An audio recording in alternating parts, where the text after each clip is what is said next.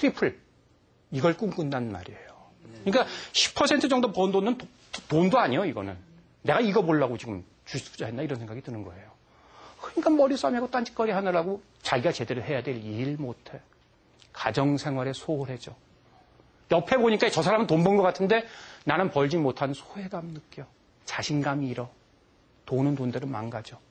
이렇게 돼버리더란 말이에요. 금융투자를 하더라도 내 소득 중에 몇 퍼센트를 투자를 하겠다. 그래서 내가 최소한 몇 퍼센트의 이득을 받겠다.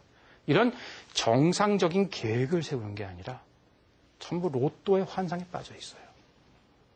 실제로 매일 편의점 가가지고 로또 사가지고 긁어대는 사람, 이 사람 보면 손가락질하는 그 사람도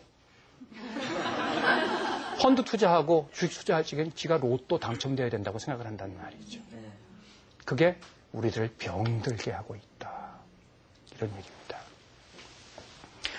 저축과 투자에 대해서 너무도 잘못된 생각들을 하고 있어요. 여러분, 금융소비자라는 이야기가 많이 있습니다. 금융소비자라는 얘기는 뭐냐면은 금융상품을 소비한다는 차원이에요. 근데 사실 경제적으로는 굉장히 엉뚱한 얘기입니다. 소비라는 것은 말 그대로 써서 없앤다.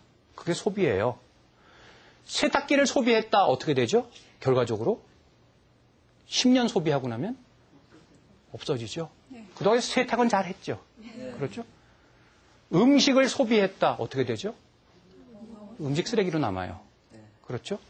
금융상품을 소비했다. 없어지는 걸 생각하나요? 그러니까 금융소비라는 말은 사실 적합한 얘기가 아닙니다. 왜냐하면은 소득이라는 게 있죠. 소득의 일부를 저축을 하고 나머지를 소비하는 거거든요. 그러니까 소비와 저축은 전혀 다른 개념입니다. 근데 그걸 우리는 흔히 금융소비자 하면서 사실은 국민들을 호도하는 경향이 있어요. 뭘로 호도하느냐? 금융상품은 소비해도 되는 것처럼. 누가? 금융상품을 만들어내는 사람들이. 거기에 빠져들어간다 이겁니다. 그러니까 일단 금융소비라는 말이 맞다고 하더라도 여러분들 주식 투자하고 펀드 투자하는 거는요. 소비가 아니라 투자입니다. 소비자한테는요. 소비자의 권리를 보장해 줘야 돼요. 소비자 권리가 있어야 됩니다. 왜? 기업체, 대기업과 소비자 개개인을 따져보면 소비자는 연약한 존재잖아요. 그러니까 이 소비자가 물건을 만들어내는 그래도 힘이 센 기업에 혹시라도 불이익한 일을 당할까 봐 소비자를 보호해 줘야 된다는 얘기가 나옵니다. 근데 금융 투자는요. 탁 깨놓고 돈 넣고 돈 먹게 해요. 누가 누구를 보호해 줘요? 아무도 보호해 주지 않습니다. 금융 투자는 100% 자기 책임입니다.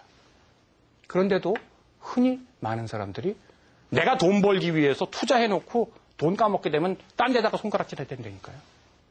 이게 왜 그러느냐? 인식을 그렇게 만들어 놓은 거예요. 금융 투자자는 권리가 없다. 100% 자기한테 책임이 있다.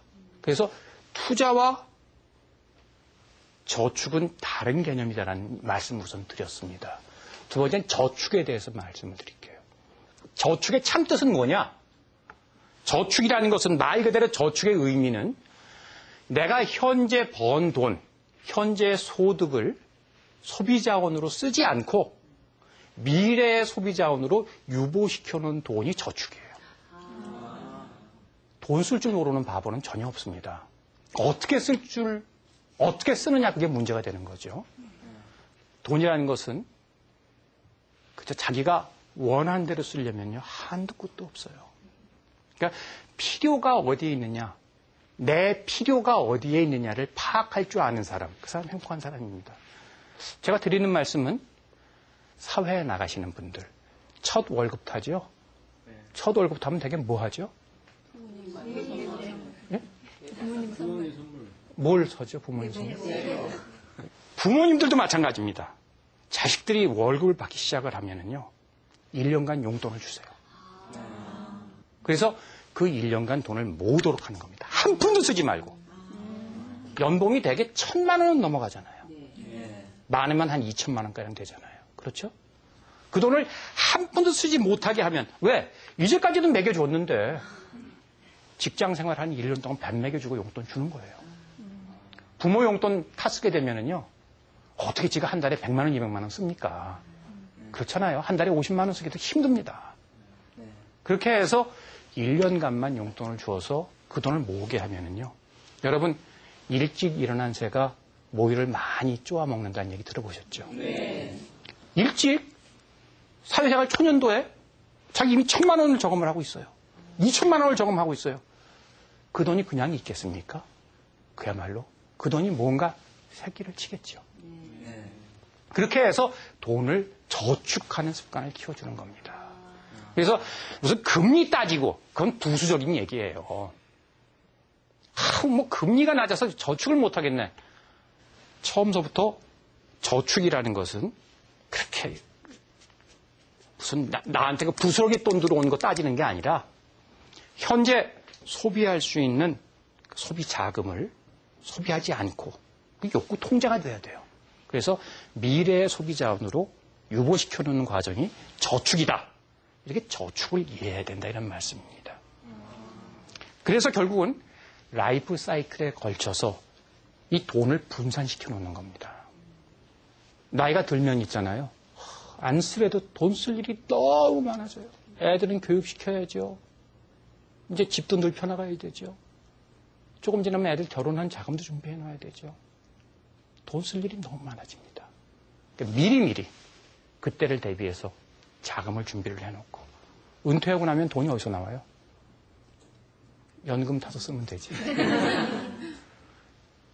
은퇴하고 났을 때 행세하려면은 괜히 무슨 효도가 사라졌느니 무슨 정부가 사회보장 시스템을 제대로 만드니 안 만드니 그런 얘기 하지 말고요. 우선 내 보장 시스템이 돼야 되잖아요. 그렇죠? 자기 보장 시스템 안 된 사람이 남 탓하잖아요. 그러니까 저축이 필요하다 이런 말씀을 드립니다. 특별히 우리나라 청소년의 금융교육 실태를 보니까 청소년들은 어느 나라나 다 마찬가지예요. 성장 환경에 절대적 영향을 받습니다. 이 이야기는 뭐냐면요. 부모의 영향 받는다는 얘기예요. 부모들이 돈 허랑방탕하게 쓰면 자식도 허랑방탕하게 쓰고 부모가 계획적으로 돈을 쓰면 자식도 계획적으로 돈을 씁니다. 왜? 자식들은요. 스폰지와 똑같아요. 마구 빨아들입니다. 근데 어떤 거 순으로 빨아들이느냐? 꼭 부모가 이건 좀 배우지 않았으면 좋겠다 하는 것 순으로 빨아들여요. 근데 부모가 니들 정직해야 돼! 절대 거짓말하면 안 돼. 띠링띠링띠링 전화가 옵니다. 야, 엄마 없다 그래. 거기서 이제 교육이 깨지는 거예요. 그냥 그대로 보고 배우는 거예요, 애들은. 밤에 애들이 자는 줄 알고, 아이고, 그 부모님 흉을 봅니다. 아이고, 그 노인네 그거 가지고 돌아가.